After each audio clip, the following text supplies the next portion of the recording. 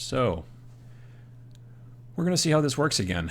I've made some changes from the last one that I did. Currently, I'm on a PC instead of my Mac laptop pretending to be a PC. I am currently upstairs in the dining room, and I'm not in the basement with those crazy lights. Technically, I don't feel like this is quite enough lighting. I need to have a little bit more. Excuse me, my voice is a bit screwed up. Anyway, so yeah, I'm trying to see what happens here and see if I can get this stuff to work. Problem that I'm seeing already is that my stream health, you can't see it because it's over there on that screen, but my stream health is not awesome. I have a suspicion this is due to the fact that this thing is wireless and it has a crappy wireless dongle on the back that allows it to do its thing. So I have a suspicion that's probably why I'm getting lousy stream health currently. So that's fun. But there is evidently somebody watching, so that's something. Anyway, so yeah, I'm trying to figure out how to make this work better because I want to start doing these more frequently, these more kind of a paint and talk kind of a thing. Right now, I've got a couple different scenes set up. I've got two cameras. You can see over here. I've got this camera over there, and I've got that camera over there, and I'll be able to hopefully set it up so that one of them is pointing at the thing that I want to be painting, and one of them is going to be pointing at me, so I can talk to you. I would mostly focus on the painting in the big window, maybe show me in the little window, or maybe whatever back and forth. But I can switch around between different types of scenes. I can make that thing go away. I can go back over here to this camera. It's sort of neat that way. I even have a little card that I can put up, and I can do other graphics as well to hopefully make this work properly. Anyway, so yeah. I know I'm doing this right around lunchtime in America, so there's probably not going to be a ton of viewers, but I needed to sort of test it and see how it was working. Again, like I said, currently I'm getting a kind of an orangey color on my stream health instead of the what do you call it, the green. I'm looking at the wrong camera. Let me go over here. That's a little bit better.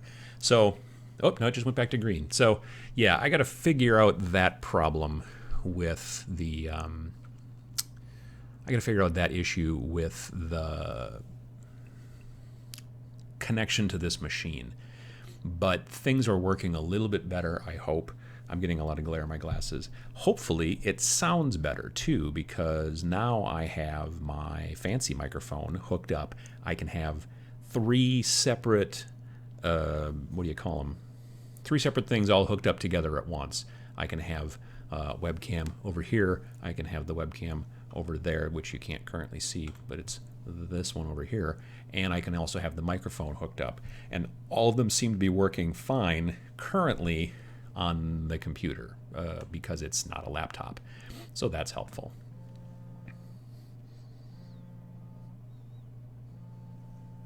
I need to pause for just a moment because I have a phone call. So I will be back in a second.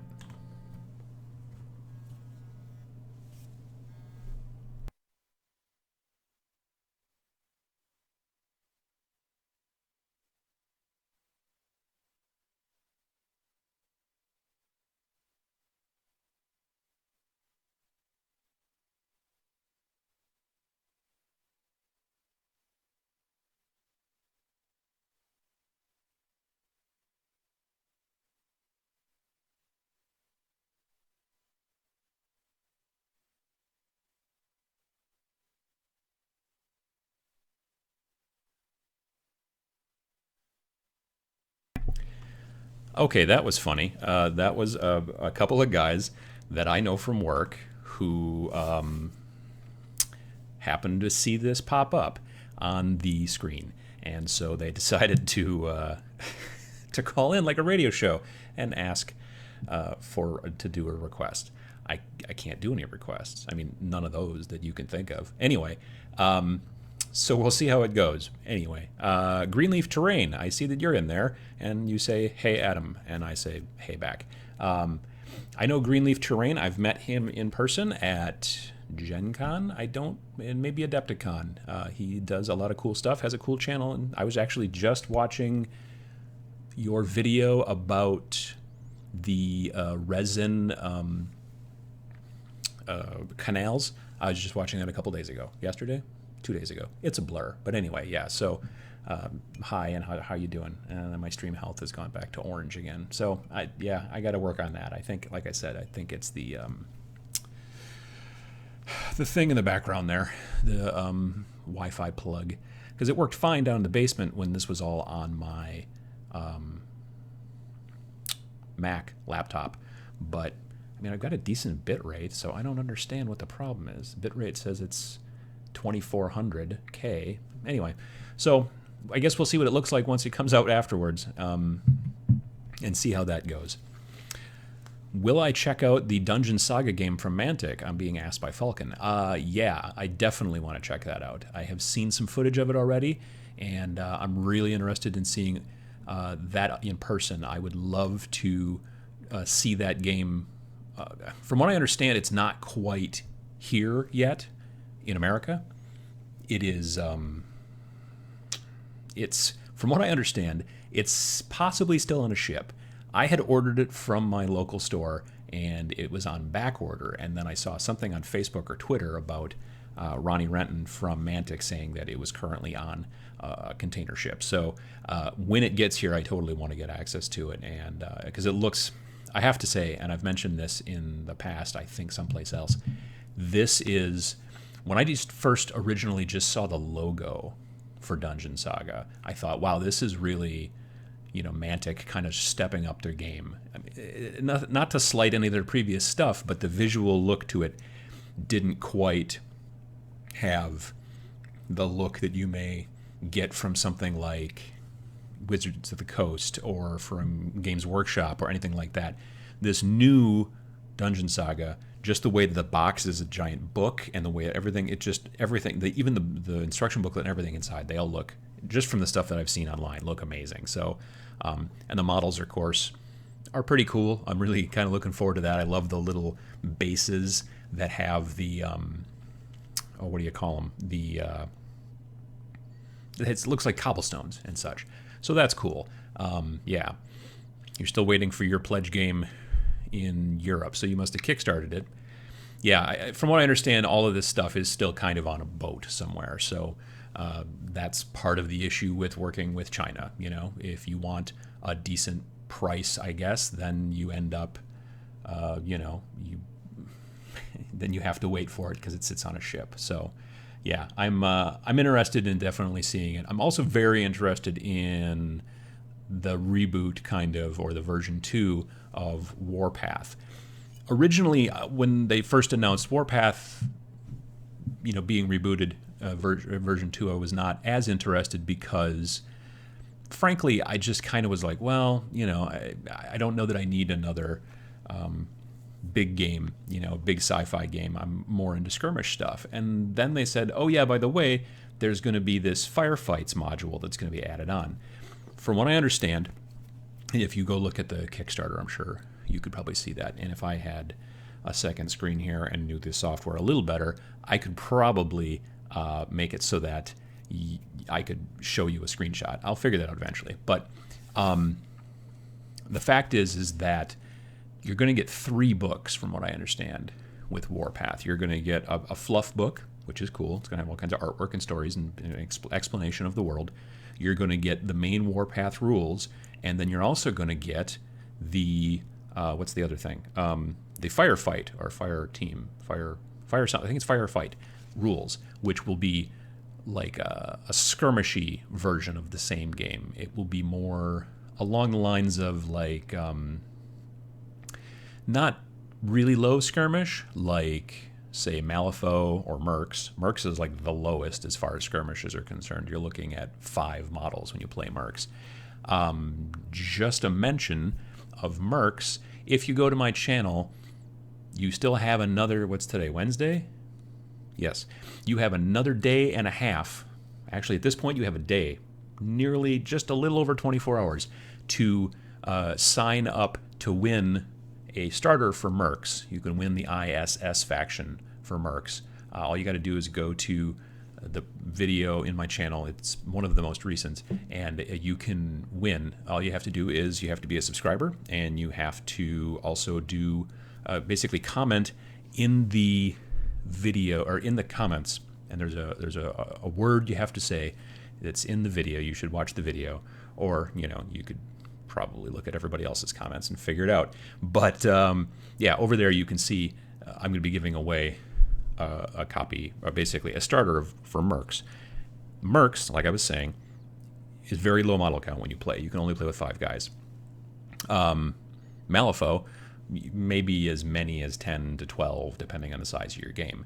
From what I understand, Warpath Firefight, I think I've got that name right, is maybe as many as 20. So it's maybe a little bit more along the lines of a skirmish like Wrath of Kings. My Wrath of Kings army is, I think, 25 models, which, is still, it kind of sits in that nice sort of niche between, okay, these are the models that I have. When you play a game like 40K or Warhammer Fantasy, you have hundreds of models, just especially with fantasy. You could have literally 200 models.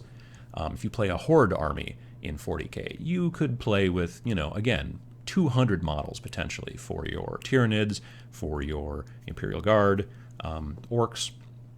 But yeah, this is a little different, and I don't want to play in that kind of level anymore. I would like to have an army, and 25-ish on the table is about my max, so that's why a game like Wrath of Kings is great. But I'm also interested in even smaller skirmish games, which is why games like Malifaux and Mercs are cool too. So this new Warpath Firefight is more along the lines of Wrath of Kings as far as you are going around with, let's say, I don't know, 20-ish guys. And I don't know if there's any vehicles in it yet. I haven't watched the video as closely as I should, but I've been, really interested in talking more about it, hopefully down the road. So, I don't know. I'm kind of rambling, but that's what I've got currently. Simon Michalek says, hello, guys. Hello, Simon.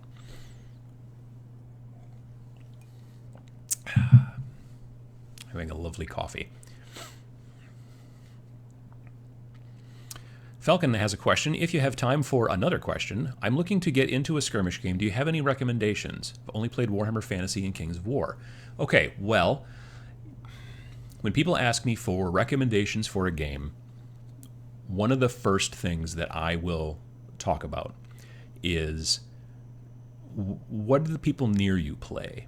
That's a big deal. That's a big, important thing.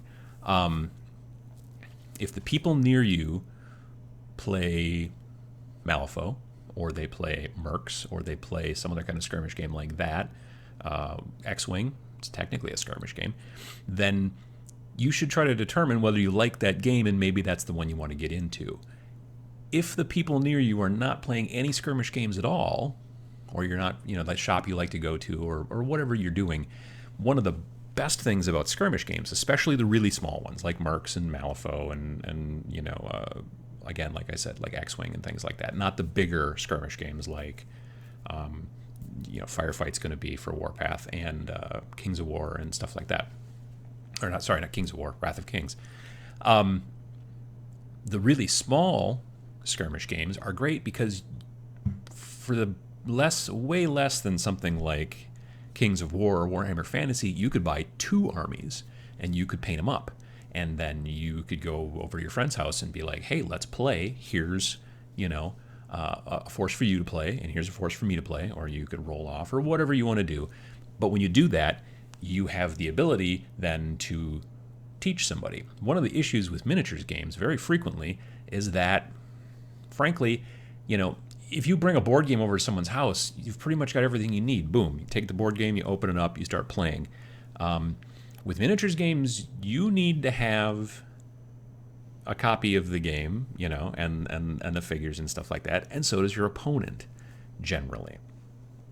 So, the nice thing about, games like skirmish games, Malifaux, Mercs, etc., is that you can really just if you buy two forces, I mean, Malifaux, a crew costs in American money between $35 and $45, maybe $45 and $55 max, depending on the size of the crew, depending on the box. And there's tons of different crews to pick from. That's really nice too, is that they have this, thing. It's ready to go.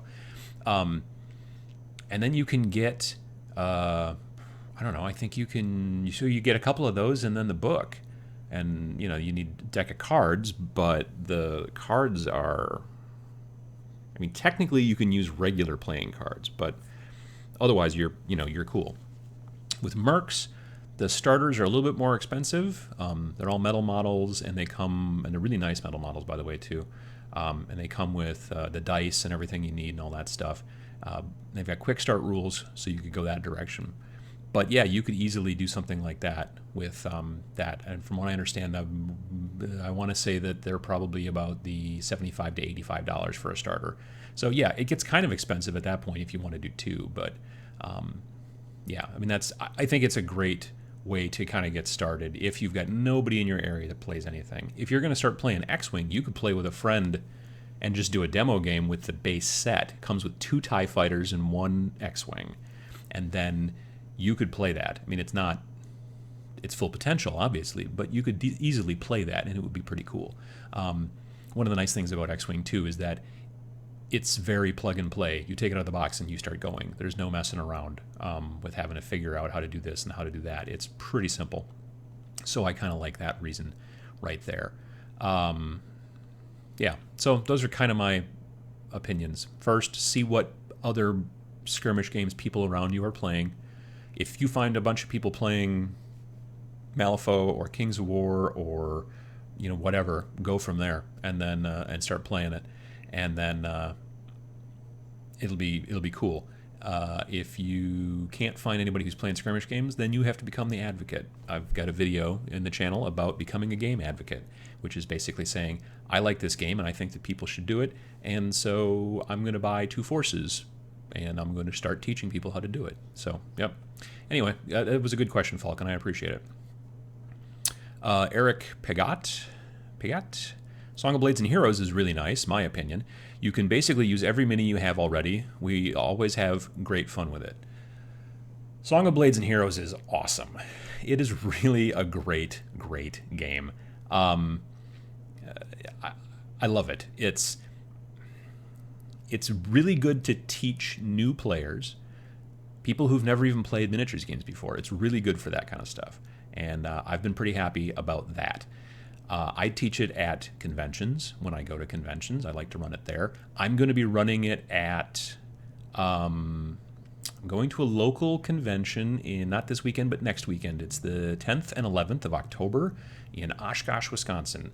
It's called NEW, which stands for Northeastern Wisconsin, Gameapalooza. If you type in NEW Gameapalooza, eventually you'll find it in Google. The spelling Gameapalooza is difficult. I think it's GAMEAPALOOZA.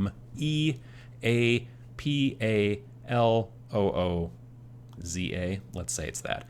Anyway, this afternoon, actually, I'm going to be putting in events so that I can start running. I'm going to be running some events at Gameapalooza, NEW Gameapalooza. I'll be there. They also call it New Game for short, which is good. So I'll be there running that game. And yeah, Song of Blades and Heroes is great. You can use whatever models you want. I've currently got a setup where I'm using, like when I run it at a convention, I play the bad guys. So I have a bunch of nicely painted skeletons that a friend of mine painted for me. I paid him to do it. It's really nice commission work. I've talked about this before, I think, too. There's a video called My Favorite Miniatures Game to Run at Conventions, or something like that. So I've got all these skeletons, and then I've got a Cairn Wraith from the Warhammer Fantasy line, and I've got him painted up. You could see him in the real use for Liquid Green Stuff video. He's kind of the test subject for the real use for Liquid Green Stuff. And then I've got, let's see, so I've got that, and I've got, and then I've got a Necromancer, also from the Fantasy line, who also has a lot of Liquid Green Stuff filth all over his back to make him look not so clean, because he's a necromancer and he's messing around in the graveyard a lot because that's his job, I'm assuming. Anyway, I mean, it could just be a hobby, I guess. But so I've got those guys sitting there, right? And then I've got all these skeletons. And then for the players who come to play and I give the demos, I just give them pre-painted like D&D minis. You know, like because D&D used to make those pre-painted minis where you'd buy a box and you get random stuff in there. And I've collected enough that I've got groups of heroes. And they're rubbery and they are, like I said, pre-painted. So I didn't have to paint them. The paint's not coming off. You can get Mountain Dew and Cheeto fingers all over them and it's fine. So, I mean, honestly, if something really weird got on those models, I would just throw them. I'd get home and I'd throw them in the sink and just wash them that way because it would be fine.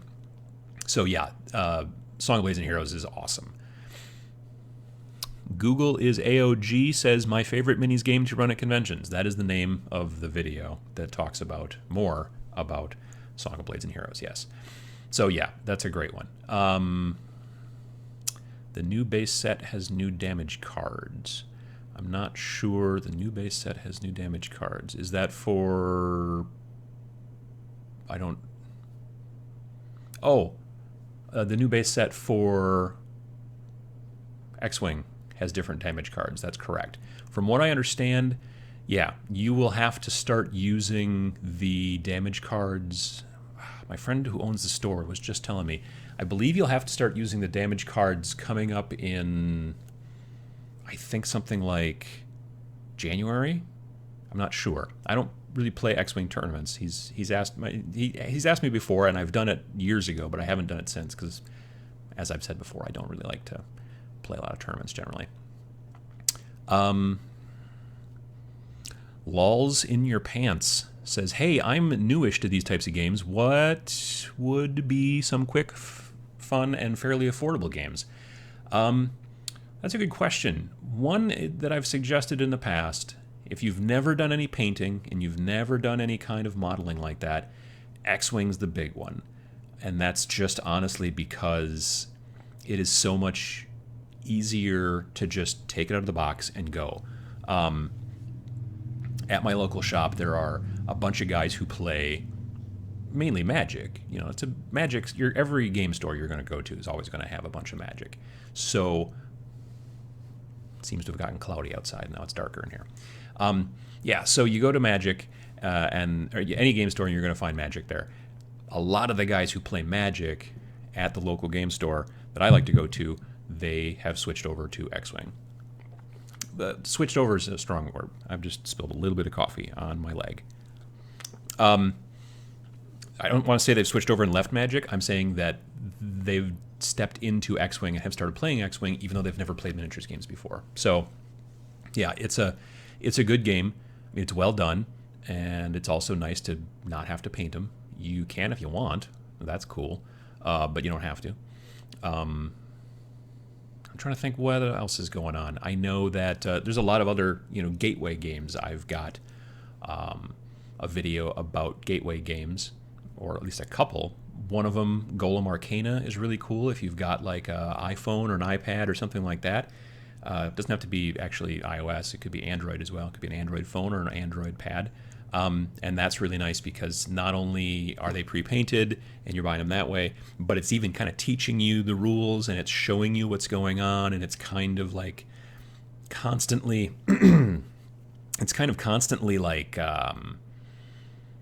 keeping you honest. You know what I mean? So when you're saying, oh, geez, I'm thinking that maybe I'm going to shoot at this guy, it will say, no, you don't have the range for doing that, which when you're playing a normal pen and paper tabletop game, there are times when you misinterpret the rules and then maybe you do things you shouldn't do. This is kind of keeping track of everything for you, which is cool. So check out that video if you're interested in that too. Lulls in Your Pants. Let's see here. Falcon, thanks. Very good point. To check what people in my area play. I'll have to check that. Yeah, that's always the biggest thing. Like there are people, and again, my kind of viewpoint is mostly American because this is where I live. But there are people in states that don't have a ton of people in them. And those people kind of have to play with the people that they know because maybe they don't have a game store that's local or anything like that. Or, so you have to kind of figure out what do the guys near you play. And if you are blessed with a game store in your area, that's great. But then you have to go over there and kind of see, well, what's everybody playing over here? And kind of figure from there. Now, if you go someplace and the store is everybody is playing, let's say, Warhammer 40K, and you're not into that, well, then you've kind of got a problem. You've got to try to figure out something else. And like I said, that's when you become a game advocate and kind of go from there. So, yeah, that's Google is AOG. Frostgrave, have you seen it? Opinions. I have not, well, I take that back. I've seen mention of it on Beasts of War and places like that. I don't really know much of anything about it. I know it's snowy. I know it's a miniatures game, but that's pretty much about it. I've been meaning to kind of take a look at it and figure it out, but I kind of haven't gotten there. And I'm taking a piece of paper towel and wiping up my little problem over here with the coffee and bumping the mic, sorry.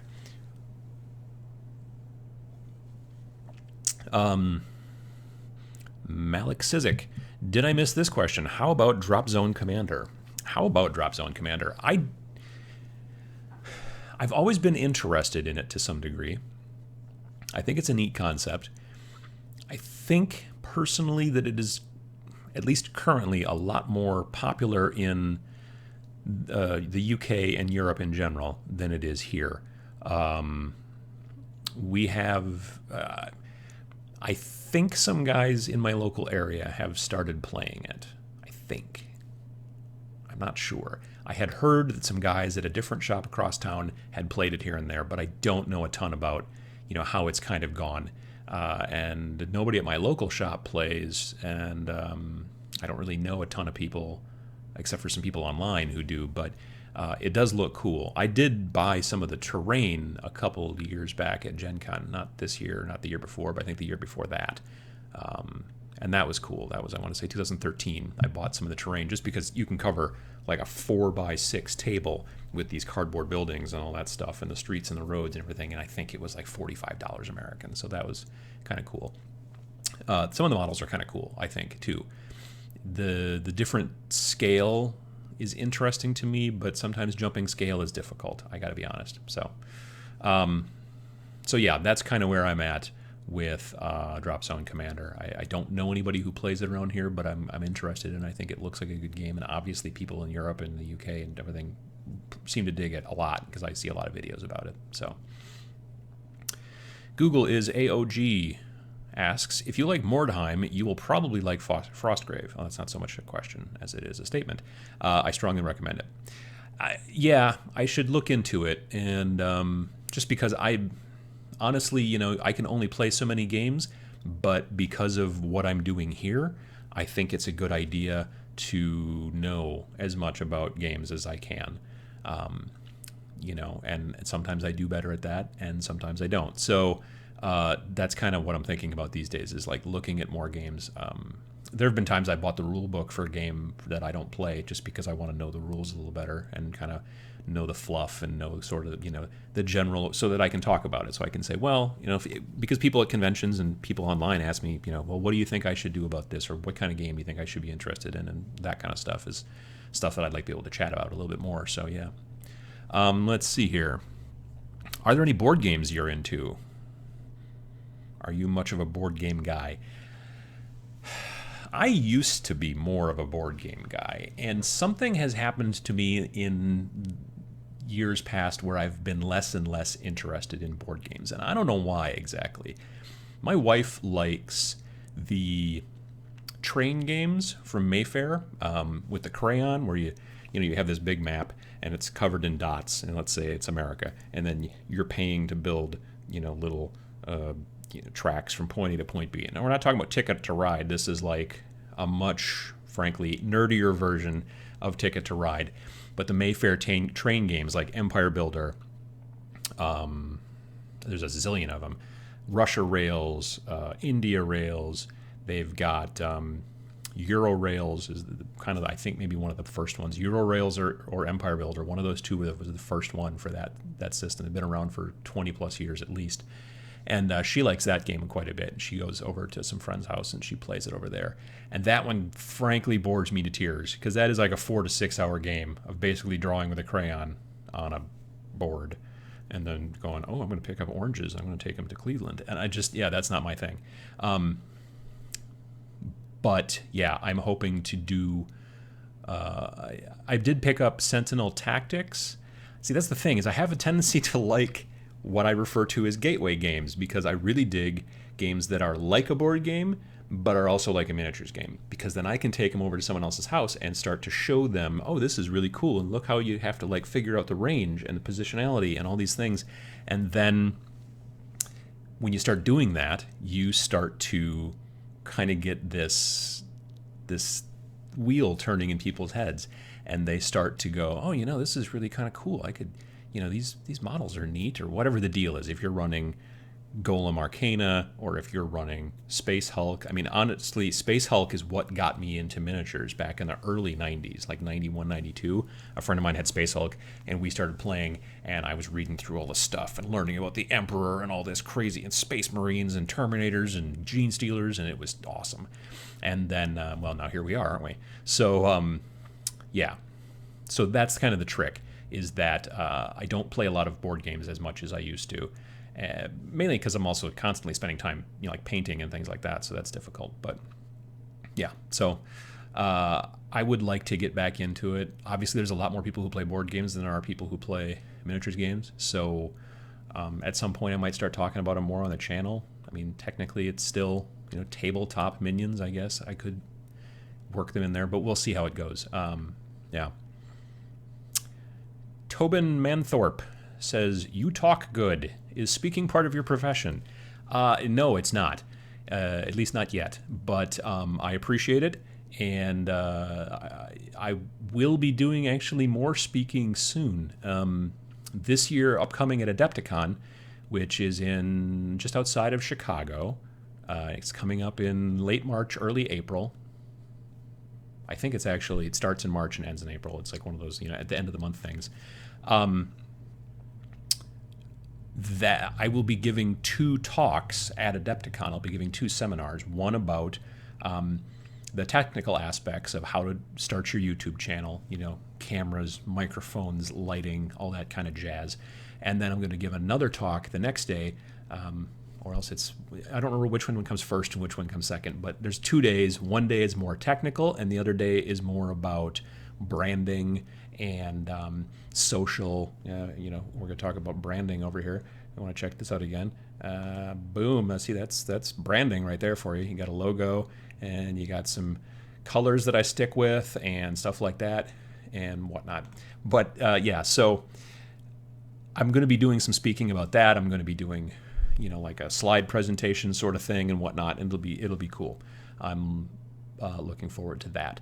So yeah, I appreciate that. I've been told before that I speak good, and yeah, that's it's something I'd like to do more of, certainly. Let's see here. Have you played much more Golem Arcana? I haven't played a ton in the last couple of months, frankly. I would like to play more. I'm gonna probably start doing some more of that, because I bought. What did I buy? I bought the new big Urgal Colossus. That big, huge kind of bone monster who's like, not a foot tall, but he's like probably 10 inches tall. He's kind of monstrous. And so I want to kind of bring him out to play. I've got the Durrani one. I've got the Gudano Colossus as well. And now I've got the Urgal. So I'm assuming they're making a Zikia one as well. And I've bought some other stuff and everything. And it's basically sitting downstairs in the basement in a tub. And that's what's great about Golem Arcana, honestly, is that you could not play it for months and then just sit down and get going again, and it will remember everything. Because honestly, what's cool about that game is you could be playing a big epic game with your friends, like a friend of yours, and then be like, we have to go to lunch or to church or to school or whatever you have to do, and save the game, and then come back later, months later if you wanted to, and then start the game again, and it will tell you where to put everything and how everything should have been, and it's really cool. So that's kind of neat too. But also, you people are probably familiar with this, but sometimes you haven't played a game in a while and you forget how the rules work. This is the same kind of thing where you can kind of come back and be like, oh, yeah, it's taking care of all that, and then it just comes back to you way quicker. This is the international symbol for coming back to you way quicker and not crazy. Anyway, so yeah, Sean Kavanaugh, I'm going to say Sean. That's the answer to that question. Lord Draconum. Excuse me. Have you got to play This Is Not a Test? I have. I bought the book. I'm super excited about it. I have built, and you may have seen this on Facebook or on my Instagram account, but I have built a force, a warband, and they are primed and highlighted, and I need to start painting them, but I'm working on my Dark Age army right now, and so they're kind of a bit on the back burner. And again, it's one of those situations where nobody I know around here plays This Is Not a Test, but I'm going to start making people do it. So once I get this first force done, then I'm going to build and paint a second force, and then I can kind of... And I have played it in that I've taken my force before they were even primed, they were just built, and then we just sort of proxied a bunch of stuff for a second force, and I've played against a friend of mine, and we've enjoyed it. I think that that game is awesome, and I think it could really start to take off for something that is literally... like as indie as it gets. Like you're buying a PDF. Eventually they want to have hardcover, but you're buying a PDF, although it is really, really well done. It's a super good PDF. Like, you know, it's not like somebody did it in Word and kicked it out in black and white. We're talking about really nice photography, good color, good layout. I mean, I'm a graphics guy. Good layout, good fonts, good, you know, readability. Everything is great with that. So if you just type in "This Is Not a Test" into Google, you will be sad because there's a zillion things called that. So do a search for World's End Publishing if you're interested in finding out more. Basically, it's a small-scale skirmish game that is unofficially kind of set in the post-apocalyptic Fallout universe. They don't say it's set in the Fallout universe, but if you've played Fallout on the PC or the Xbox or the PlayStation or whatever, it's a lot like Fallout, which is really cool because I've played Fallout for years and always been like, this would be a great miniatures game. So yeah, definitely This Is Not a Test is awesome. Havoc91 asks, what color should I paint my Dark Eldar? I don't know. That's a good question. Purples, I assume. Maybe purples and like dark greens. Well, not dark green, not like an olive drab. More like a darker, like Kelly metallic plus some purple. That might be kind of cool. Not like a light purple, not lavender, but like a, I don't know. I would see them as being kind of metallic colors if you could. If you could get like a metallic-y, pearlescent, oh gosh, like a metallic-y pearlescent purple and metallic-y pearlescent green, and you kind of worked off of that, I think that might be kind of cool. So let's see here. Google is AOG. Don't feel pressure to include board games in your channel. I was just curious if you played them. No need to dilute your focus. There are loads of board games out there, board game guys out there already. That's true. There are. There are a lot. So, like I said, in the future, I mean, I don't know exactly what the future holds for what I cover here in the channel, but yeah, I'm not sure. I am sure though that I'm gonna have to mute this just for a second because I've got something in my throat. So I'm gonna just do that, and I'm gonna do this.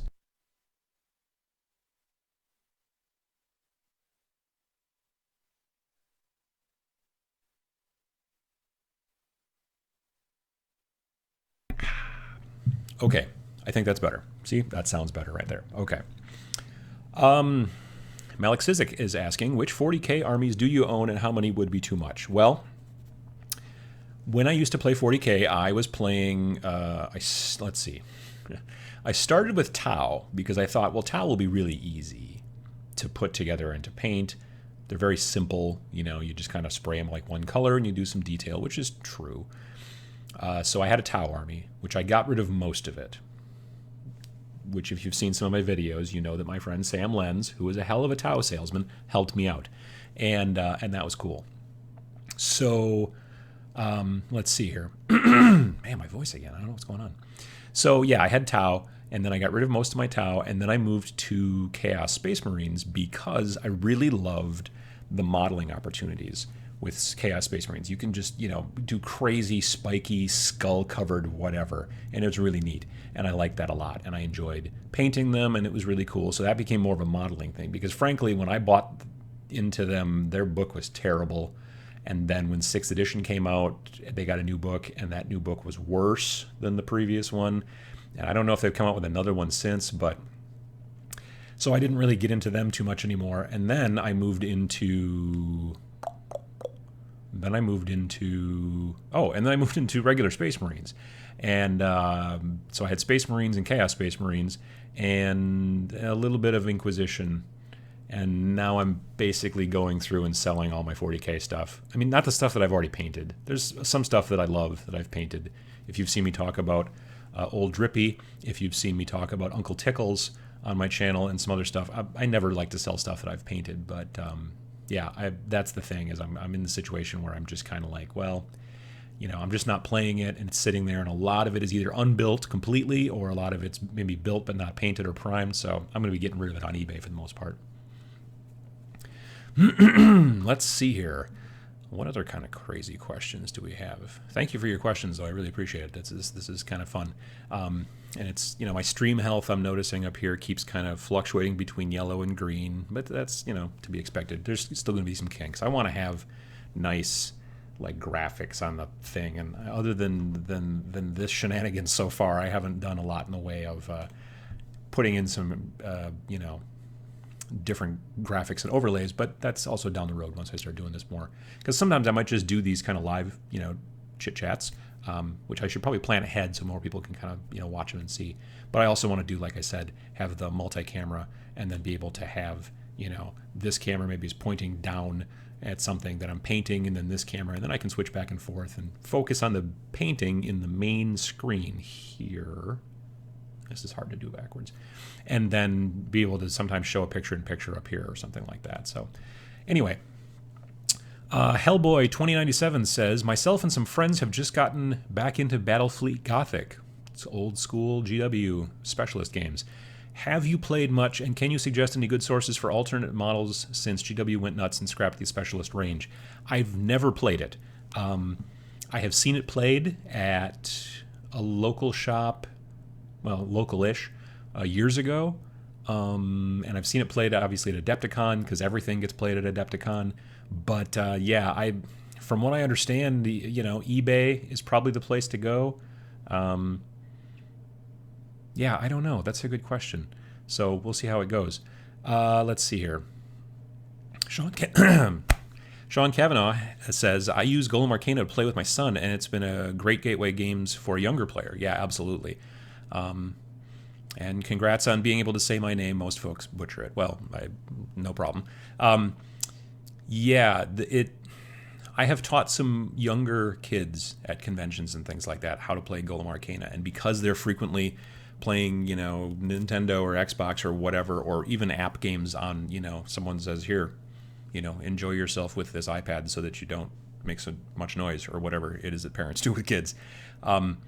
They're able to pick up on it really quickly, super quickly. So, yeah, it's a great game for younger people as well, because it teaches them, but not, it's not like you're sitting there and having to read a book. You're just kind of going, and it's like, well, this is where you can go, and this is where you can shoot, and it just outlines it for you, and it's great. But yet it still has, it's not like a kid's game. It's got a lot of depth to it once you start to get into it, but it's also really easy to teach. So. Siege Studios says, buy the P3 metallic set for the purple or the dark Eldar. Yeah, I have not used as many P3 paints as I would like, but I know that a lot of people that I like, my friend Sam, the painter, who won the P3 Grandmaster, not this year, that was my friend Tom Ailes, who won it this year at Gen Con. You can see a video from Tom back in February of 2014 on my channel. I interviewed Tom, and I've interviewed Sam in the past as well, but the one for Tom I just remember being from February 2014, because I threw my back out trying to get equipment into my car to film it, so that date is stuck in my head. But anyway, so Sam mainly uses the P3 paints, and he loves them. So yeah, let's see here. Google is OAG. This has been fun. I hope you do it again. Yeah, I do too. I'm enjoying it. I think it's cool. And again, if I plan them and let people know when they're going to be, once I figure out how to do that, and once I get my lighting a little bit better, I'm going to do this more in the basement probably and have stuff going on. And plan ahead a little bit more. That could be really cool. So I'm going to, just a second.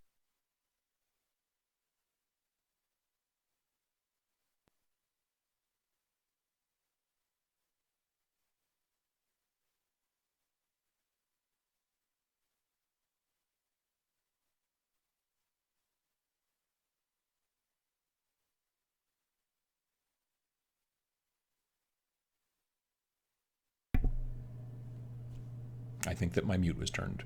I don't know. I'm going to try that again. Can you recommend a well-priced air compressor for airbrushing? This is Hobo Socks that asks that question. And now I've lost it. See? Oh, geez. Now I did something. What did I do? Okay, so is my mute still on? Hello? Can you guys hear me now? Hello? Somebody please tell me if you can hear me now.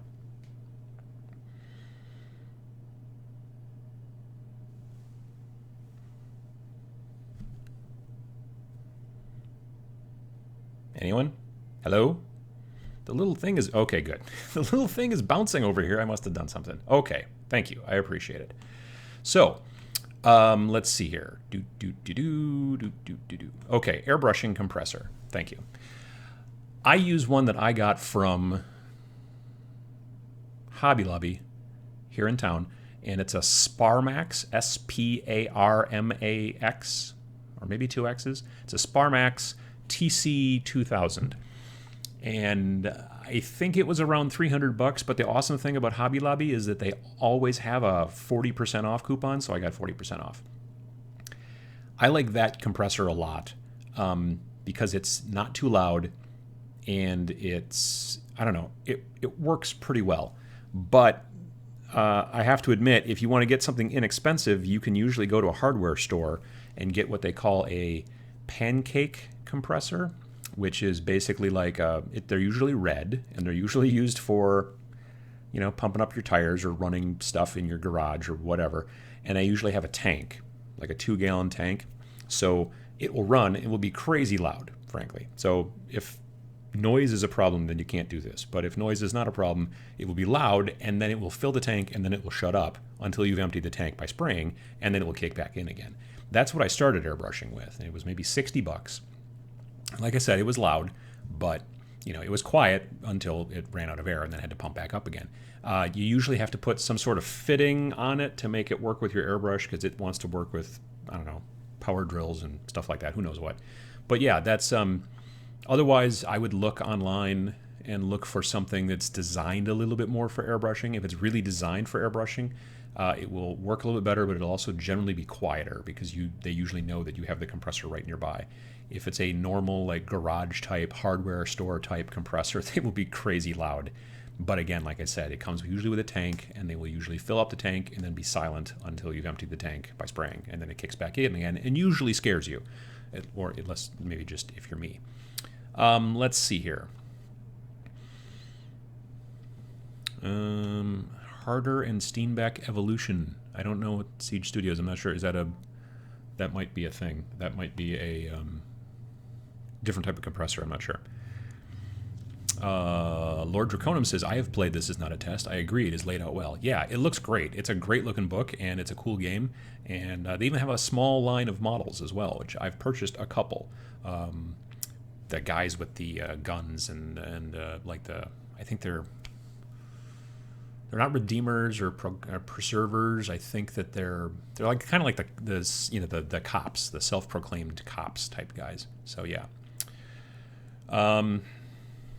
eBay hurts my wallet, and then my girlfriend hurts me, according to Hellboy 2097. Yeah, eBay can be problematic, so you need to watch out for that stuff. Frankly, I agree. Google as AOG has asked the question about whether or not I have tried Saga. I'm interested in Saga. I don't know any guys locally that play, but I do. It's interesting because I was just talking to a friend of mine about this recently. I used to listen to a bunch of podcasts, several different podcasts that were for Warhammer Fantasy, even though I didn't play Warhammer Fantasy, but I still, would listen to the podcasts for some reason. Partially because they were cool and they were funny, and I liked the people that were doing it, and they also talked about hobby a lot. So one was called Point Hammered, and one's called Skull Bros Awesome. Those are both two cool podcasts that were mainly about fantasy. And now that fantasy is gone and it's been replaced with Age of Sigmar, the people in those podcasts are like, yeah, okay, we give Age of Sigmar a try. And I think, I never played fantasy, but I'm kind of interested in Age of Sigmar just because I'm like, the models are cool. I can use the models I want. It's simple. It's It's not something you build your life around like it was with fantasy. Fantasy was like your thing because you had so many models and it was very difficult, and this is a very different game, certainly. But that being said, it's interesting to see these people who've been big into Warhammer Fantasy. A lot of them are switching to one of two games, it seems. They're either switching to Infinity, which on the spectrum between Warhammer Fantasy and, they're completely different. One is crazy, kind of almost like, anime type sci-fi, and the other one is fantasy with elves and dragons and whatnot. One of them is you bring 6, 7, 8 guys max. Fantasy, you bring 200. So it's very interesting to see. I think the reason that those two are related to each other is because they are... The reason they're related to each other, frankly, is because both of them are kind of difficult games. Like, I'm interested in Infinity. I'm interested in Infinity, and I've watched some bat reps, and it is confusing. And I've talked to people who play it, and they're like, yeah, it's got a learning curve. It's a steep one. So that's kind of interesting, and I'm kind of interested in seeing more down the road of how that goes. But that's one of the games that people who have been playing Fantasy have switched to. The other one seems to be Saga. Saga is, for those of you that don't know, it's not a fantasy game, it's historical. We're talking about Saxons and Vikings and, actual real things, real forces that actually occurred. And it's more skirmishy again, but in that big skirmish, maybe 20 or so models per side.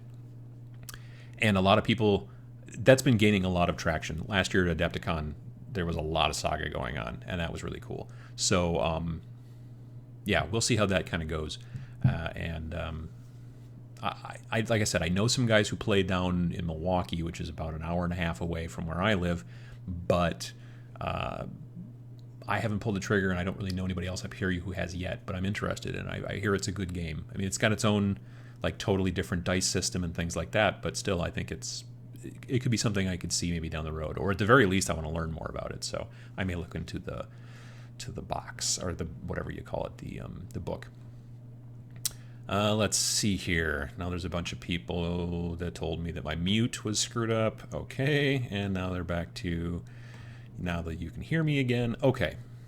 Sean Cavanaugh asks, thoughts on Age of Sigmar?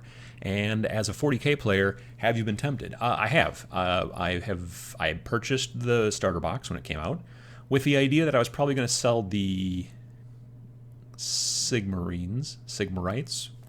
Everyone calls them Sigmarines. The Sigmar guys. I was probably going to sell those to somebody else or whatever, and then just keep the cool Khorne guys. I haven't pulled the trigger on splitting them up yet, and I'm still thinking about it. I might keep both of them just to have them for potential of having two forces and saying, hey, let's learn to play this game. But I also have a bunch of Warriors of Chaos, because I was kind of thinking about making a Warriors of Chaos army for regular fantasy years ago, and they've been sitting in the basement. And then when Sigmar came out, I'm like, just started looking through the War Scrolls for Warriors of Chaos, and I was like, well, this is kind of cool. And I like Nurgle stuff. So, the Khorne stuff is fine, but I really dig Nurgle stuff. So I had a bunch of stuff, and I've actually built a Nurgle Lord, Gutrot Spume, 5 Putrid Blight Kings, I think a dozen Warriors of Chaos, 5 Chaos Knights, a bunch of stuff, and they're actually prepared to be painted, I think. So yeah, I have been tempted, and I'm kind of heading that direction. And I've talked to a couple of people locally who are also tempted, and we're maybe going to start doing some stuff with it, and that's kind of cool. So yeah, let's see here. D. Shruby says, FYI, there's a pretty good delay between real time and the stream, 5 to 10 seconds. I kind of see that because over here I have a window for my streaming software, which is made by a company called XSplit. And this is the free version, which I'm still kind of evaluating. But over there in the YouTube window, it is, easily 5 to 10 seconds difference. So I think that's just the way it works. So let's see, what else have we got? EQ2 Templar. TCP Global has some great deals on small compressors with tank. I've had one for about 5 years and no issues at all. TCP Global, from what I have heard, is a great online retailer for buying airbrush supplies and airbrushes and compressors and hoses and all that stuff. So yeah, I've heard that name quite a bit, and I've even looked at their site, I think. But I end up buying local just because I know if I buy them through Hobby Lobby, I can get 40% off, which still comes out to, like, their prices are not super awesome, but 40% off of a not super awesome price is generally pretty good. And then I don't have to get it shipped, and it's right over there, so that's fine. But yeah, TCP Global is also a big one for selling all kinds of different stuff from Iwata and Badger and Pache and other brands that I don't even know. So yeah, Peter Schuster says the sound is good. Good, I'm glad to hear it. This last time when I did this, it was using the microphone built into the webcam because I couldn't plug 3 things into my laptop at once, even with one of these little USB thing. There was not the USB bandwidth. Now I'm using my PC and one of my PCs, and it's a bit more monstrous, hopefully, and it should work well. Other than the fact that sometimes the stream health, according to our friends here at YouTube, is not awesome. But that's because I've got it hooked up wirelessly. Eventually, once I get this all dialed in and start doing it a lot, I'm going to have an actual cord, like a big boy, attached to the router in the other room. So I'm going to do a little bit of work to make that happen, but hopefully the stream health should be much better, because I think generally here at home, when I do a speed test of our internet, my upload is usually 5 meg, so that should be just totally fine. Anyway, so let's see here. What else have we got? Hobo Socks. If the Warhammer Fantasy crowd want a new fantasy game, why not War Machine? That's a good question. I don't know. Maybe because, I don't frankly know why they don't go. Some of them might. War Machine, from what I understand, has always been a little bit more. It's a little bit more tournament oriented. They've definitely designed it to be tournament oriented, which is cool, and I appreciate. I think that's good. Like, because there are so many games where you're like, I don't know. The rules can be vague enough.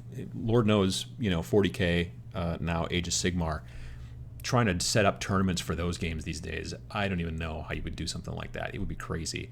I'm glad I'm not a tournament organizer anymore. For a while, a friend of mine and I were running a small 40K tournament. We ran it 3-4 times before we kind of got tired of messing with the rules constantly, because they just didn't come across well in the book for tournament play, for organized play.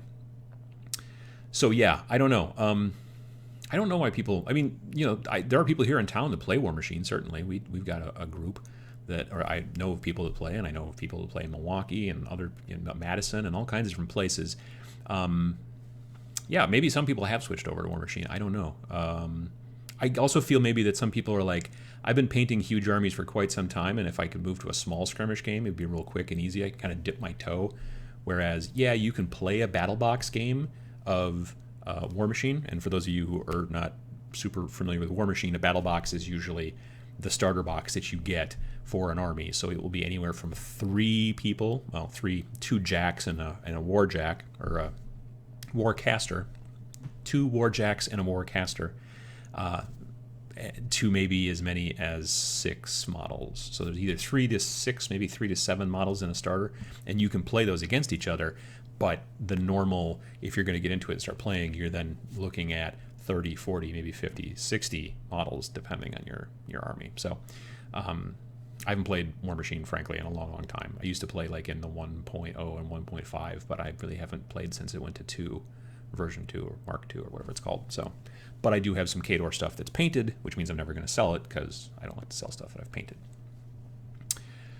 How long have I been live? That's a damn good question. There's no place that tells me that. It seems like it's been probably about an hour, and I'm actually kind of getting hungry. But, yeah. Hellboy 2097 says, do you think Games Workshop has room for both Age of Sigmar and a more classy